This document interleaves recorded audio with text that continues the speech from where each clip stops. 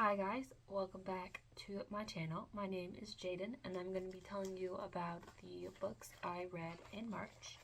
So the first one I read was The Night We Lost Him, and I rated this one 3.75 stars. When Nora's father recently passes, she and her estranged brother Sam had to figure out what happened to their father that night, how he died, and how it relates to them, and what he didn't tell them in the end as well. I like the writing style of the book and the short chapters. The book was less than 300 pages, but it felt like it dragged on and was slow, especially in the beginning. Something got revealed later in the book, and I didn't like that, and the whodunit felt rushed, and it just didn't work for me. The ending also was rushed, and was trying to get all the characters a happy ending, which I didn't think meshed well, was written well, especially for some of the characters. The second book I read was Those Fatal Flowers, and I rated that 4 stars. After being not able to save her lover, Thalia, along with her sisters, are cursed. But centuries later, Thalia is given the chance to reverse the curse by being sent to the Roanoke colony and bringing back the men as sacrifices to relieve her and her sisters of this curse.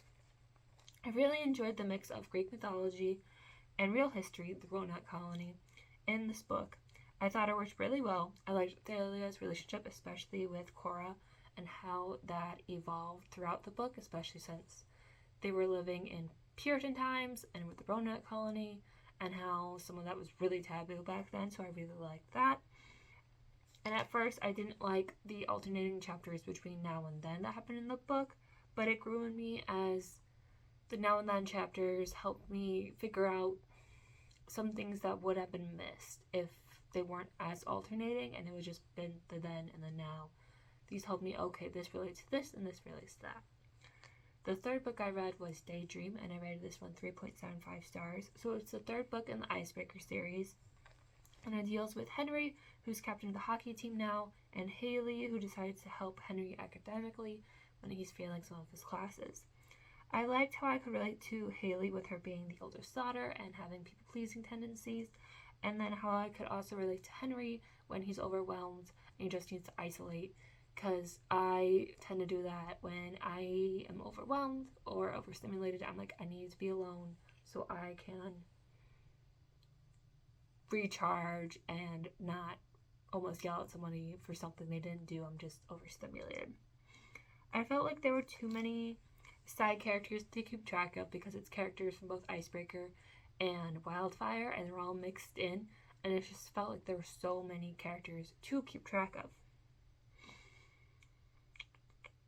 And there was a line in this book when Henry's like, yeah, I respect women because like his parents are 2 women, and he's like, yeah, they taught me to be respectful, and it's like, why don't you just be respectful in general to women? And then it was kind of contradictory because then he'll sleep, before the story, he would sleep with a bunch of women and then he would just ghost them. So it's like you respect women, but then you go sleep with them and have one-night stands with them, and that's not really respecting them. So it was kind of, just didn't mesh well with me, or for me. The sex scenes in this book could have been better. I didn't like this book as much as I liked Wildfire, but I did like these characters and how they grew. After that, I read the Unhoneymooners, and I rated this one 4.5 stars. So after everyone at her sister's wedding gets food poisoning, Olive, the maid of honor, and Ethan, the best man, go on the honeymoon. Make sure it doesn't go on, so the honeymoon doesn't go to waste. It's also non-refundable. Can these enemies find peace and possibly love with each other in Hawaii? So I enjoyed this book more than I thought I would, and I really liked the writing and the banter between Olive and Ethan. I would read this book again, but there was a few fourth wall breaks that like took me out while I was reading, so I didn't really like that. And then there's a conflict in the book, and it's like, maybe if you just listen to Olive when she's talking to you, like, yes, what she's telling to you, you probably won't believe her, but she's telling you and you don't believe her, and it's used as the third act conflict, and it's like, just talk to people, just talk. And it is really realistic, but it just it just still irritated me while I was reading it. It's like, just listen to her. Why would she make this up? Just listen to her. After that, I read Deep End, and I rated that one 4 stars. So Scarlett, a diver, and Lucas, a swimmer, start a BDSM relationship, just the sex part, after Lucas's ex breaks up with him. But will this relationship actually turn into an actually grounded relationship rather than just sex stuff of it? So this is my second Ali Hazelwood book, and I really enjoyed myself while reading this. And I finished it in little more than a day. Fast read. That was enjoyable. Good sex scenes, but I wish it had been kinkier.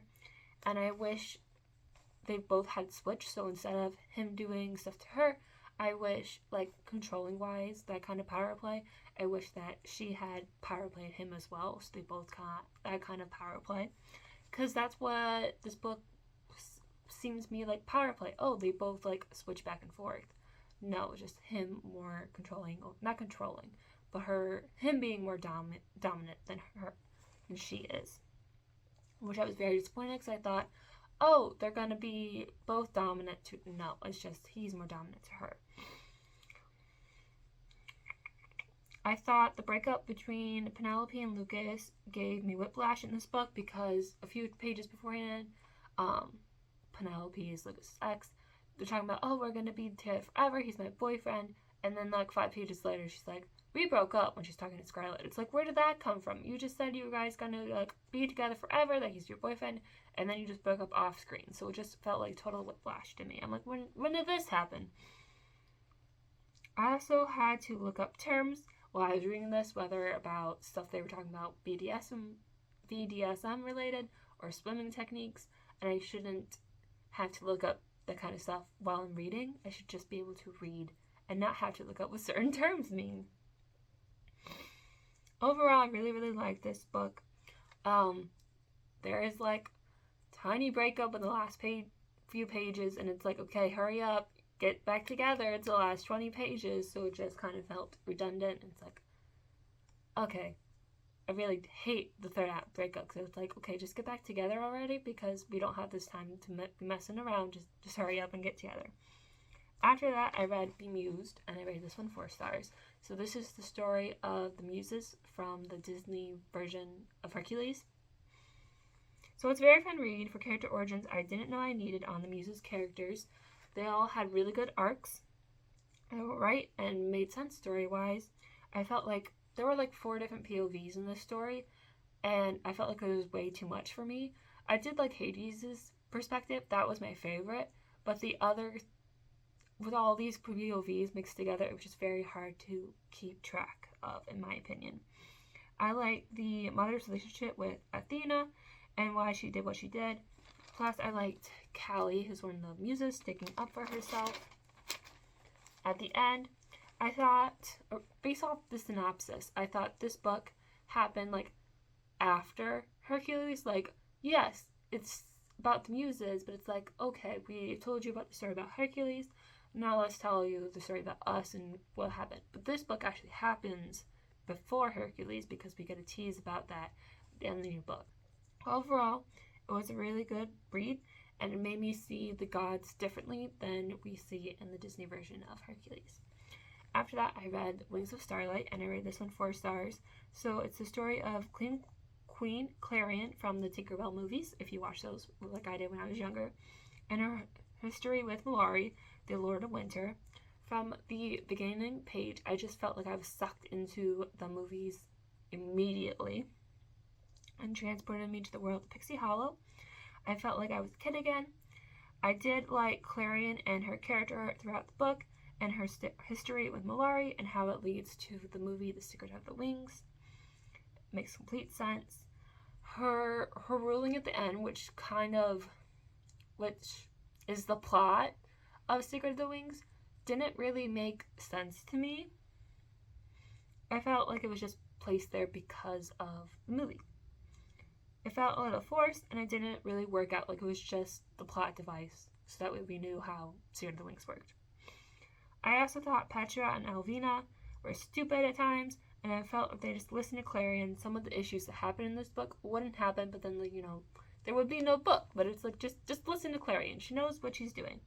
I really enjoyed myself while reading this book, and if there were more books based off the Tinkerbell movies, I would read more of those. After that, I read A Touch of Blood, and I rated this one 4 stars. Ishani made a deal 5 years ago, and now must pay her end of the deal to go to the Nightmare Realm. Haran lives in the Nightmare Realm and needs Ishani's help. Can they work together to save both their worlds? So this is a sequel to A Drop of Venom, which is one of my favorite books of last year. And this book is also a Hades and Persephone retelling, while A Drop of Venom was a Medusa retelling. I really liked this book, but it wasn't as good as A Drop of Venom. It kind of disappointed me, but I still enjoyed it while I was reading. I enjoyed the character arcs, both Haran and Ishani, and the growth really worked well. So did the chemistry. Throughout this book, we do get constant mentions of Ishani, who is the main character of Drop of Venom, and how some things that happened in this book affected that book. And I just felt like it tainted or undermined that book. And I really, really enjoyed this book. But there's stuff that happens in the book that cause things that happen in A Drop of Venom. And it just didn't work for me, because I'm like, I really like this book. Why are you trying to taint it by saying, oh, this stuff happened in this book, affected that one? And yes, those ideas were really good and really interesting and how it affects it, but it didn't work for me. And I didn't like how it undermined what I liked about Drop of Venom, and like what happened here affected things that happened in Drop of Venom. I'm talking about Drop of Venom a lot. It just didn't work for me. I liked the gore and horror in the Nightmare Realm, and it made it feel real and kind of scary while I was reading it. Overall, it was a good read. After that, I read Carrie Soto is Back, and I rated this one 4.25 stars. So after being in retirement for 5 years, Carrie Soto comes back to tennis after her tennis title gets threatened by another player. I enjoyed myself while reading this book, even though I don't play tennis, and some of it was confusing at times, trying to figure out what was going on. Carrie was very much an anti-hero for me, not knowing if I should like her or hate her like every page. I liked that the chapters were short, and that sections about her past, playing before her retirement, were my favorite part. The ending for Carrie didn't really work for me, but it made sense for her character. After that, I read Sunrise on the Reaping, and I rated this one 4.5 stars. So this is another prequel to The Hunger Games, and it's about Haymitch's Games, the second quarter quell. So this book got me sucked right back into the world of Panem. There were so many twists and turns while I was reading that I didn't expect. Even though I knew how Haymitch won his games, I didn't expect what happened before and after the games. I liked all the references to Ballad of Songbirds and Snakes and the OG Hunger Games. Even though there was one person in this book that got mentioned, and I'm like, this person's in this? There's already so many people in this book. Why do we need this person? But this person ends up becoming a big part of Haymitch's life. And I'm like, okay, and this person helps a lot during Haymitch's games, and I'm like, okay, I guess this makes sense. It's just like, it felt like another person piled on. It felt like fan service.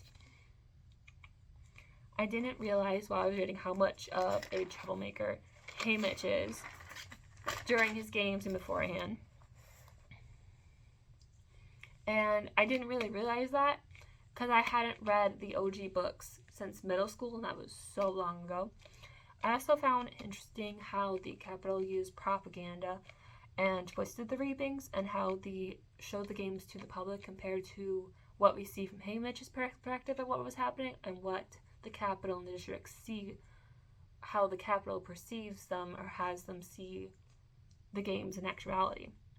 I'm very interested in how they're going to make this movie. I really want this movie to come out, even though it's not supposed to come out for like another year and a half. And like who they're going to cast for certain roles, and how they're going to do certain scenes or how they're not. I just really, really enjoyed this book, and I can't wait for the movie. After that, I read Dark Reign Elektra, and I rated this one 4 stars. So this is a 5-issue collection in a little graphic novel. So after being replaced by a scroll, Elektra is herself and finds herself being hunted with a ransom on her head. Can she clear her name and not be hunted anymore? So for this, you have to have previous knowledge that Elektra was a scroll, or else you would be really confused. I already knew another one of the comics I've read mentioned this, so I sort of knew, but I was still confused. So the beginning was really confusing, and the end was still a little confusing. The middle, where Elektra was being hunted, was interesting and captivating.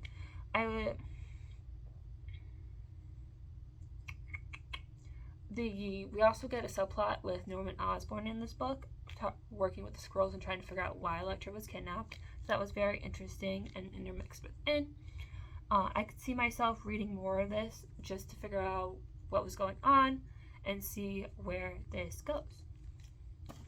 After that, I read Daredevil Marked for Death, and I rated this one 4.25 stars. So it's 5 issues in one collection about Daredevil finding Bullseye and saving Black Widow from him. I thought it was going to be a longer story with Bullseye, especially with the synopsis. But the stuff with Bullseye only takes up 3 of the issues, and then the last 2 issues are about Hulk and Matt telling Ben Urich about his story, since Ben Urich figures it out, and then Daredevil tells him, hey, this is my story. It wasn't very confusing to get into. You start the first page and you're already sucked in. You don't have to ask questions about who's who and what. I did like that you didn't feel confused, and that we got 2 different versions of Matt's costume in this. We got the yellow costume, and then we got the red costume in this. And I thought they were really well done, and it was a really good and fast read.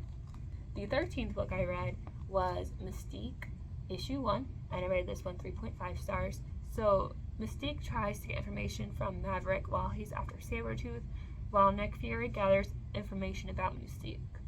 So story felt very confusing and made me feel like I was missing information. I do like Mystique's new look on the top of the cover. I thought that was really cool looking, and how she uses her powers is interesting, along with the art style in this is really good. And I liked how Nick Fury's story is intermixed into this, and it's interesting. But the ending of this issue left me kind of confused, probably because it's doing that on purpose for the second issue, but I just felt like I was more confused, and I'm not intrigued to get the second issue. But I'm good just reading just this issue. The 14th book I read was Daredevil, The Man Without Fear, and I rated this one 5 stars. So it's the backstory of Matt Murdock and how he got his powers and how he decided to become Daredevil. Issue was short and sweet with good artwork, even though the front made it seem like it was going to be about like Spider-Man and Fantastic Four were going to be in it. It's just Matt Murdock's backstory and how he became how he became Daredevil in the first place. I had a fun time while reading this, and some of his backstory in this was repeated in Marked for Death, so I'm like, oh, I already know some of this. And I watched the TV show. It was a good read, good intro for those who are wanting to know who Matt Murdock and who Daredevil is. And then the last book I read was The Strawberry Patch Pancake House, and I rated this one 4.75 stars. So Archer is a head chef who's living in Paris, whose life gets turned upside down when he realizes he has a daughter living in Dream Harbor after her mother dies in a car accident. So now he has to take care of his young daughter in this town he's never been in. Iris, who lives in this town, is a job hopper and needs a job and hears about this nannying job, and so she becomes a nanny for Archer and his daughter Olive. So this is the 4th book in the Dream Harbor Pumpkin Spice book, and this was my second favorite one. I really liked the story and the characters. I liked both Archer and Iris' arcs, and I thought they were well done and how they both grew as people from the beginning to end. Though I wish there was more sex scenes in this book, especially with the other ones where there's a lot, and there were only like a couple in this one. I wish there was more, but it made sense why there wasn't with what we find out later, and there's a trope that happens with that, and I'm like, I don't really like that trope because I want sex scenes, but I can't have sex scenes because of that trope, and I'm like, dang it. But like the trope does happen, does have a purpose. I was just really annoyed, and I'm like, I want more sex scenes, but I can't have sex scenes for this obvious reason. And like, it was kind of teased earlier in the book, like, hey, this might happen, because in the other books there's like protection used, and in this one she's like, oh, like I'm on birth control. That doesn't help you if you don't take it. So because of that, there's no more sex scenes in this book. I'm kind of sad about that. But I enjoyed this book other than the lack of sex scenes. I like how much Archer starts to care for Iris as the book goes on, and the way he asked her a specific question then the book made my heart like melt, and it was like so sweet, and I'm like, it melted my heart. And like at the end too, it almost made me cry, and I'm like, dang it, this is the second book in the stupid series that almost made me cry. Books don't make me cry, okay? It's only happened a couple. Nope, I haven't cried for any book. I've almost cried a couple times, but I've not fully cried for a book, and these books are not going to make me cry. Anywho, those are the 15 books I read in March. If you have any recommendations what I should read in April, let me know down below. Otherwise, I'll see you next month. Bye.